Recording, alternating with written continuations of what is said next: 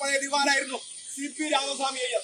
ആ CP രാമസ്വാമിക്ക് കേരളത്തിൽ തിരുവിതാംകൂറിൽ ദിവാനായ കാലത്ത് ജനവിരുദ്ധമായ നടപടികൾ സ്വീകരിച്ചതിന്റെ ഭാഗമായി ആ CP രാമസ്വാമി അയ്യർക്കെതിരായ കേരളത്തിലെ ജനകീയ പ്രതിഷേധം ഏത് നിലയിലായിരുന്നു എന്ന ചരിത്രം ആറിലേക്ക് ഒന്ന് പരിശോധിക്കുന്നത് വളരെ നന്നാവും. കാരണം ആ CP രാമസ്വാമി അയ്യർ ഇന്ന് കേരള സർവകലാശാലയിൽ അയാളുടെ ഫോട്ടോ തൂക്കിയിട്ടുണ്ട്.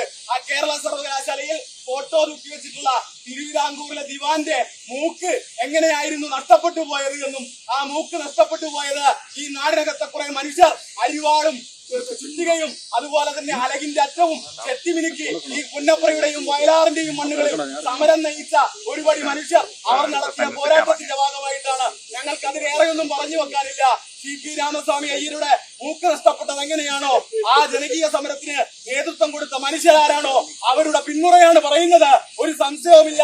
6 ഏക്കർ കെട്ടിപ്പൊതിഞ്ഞുകൊണ്ട് വന്ന വിചാരധാരയും ഞങ്ങൾ ഇവിടെ നിന്നും നാഗ്പൂരിലേക്ക് മടക്കി അയക്കുമെന്നുള്ളതിൽ ഒരു സംശയവുമില്ലാതെ പറഞ്ഞു വെക്കാൻ പറയാനുള്ളത്. മുഴുവൻ സഖാക്കളെയും ഒരിക്കൽ കൂടി സ്വാഗതം ചെയ്തുകൊണ്ട് ഈ പരിപാടിയിൽ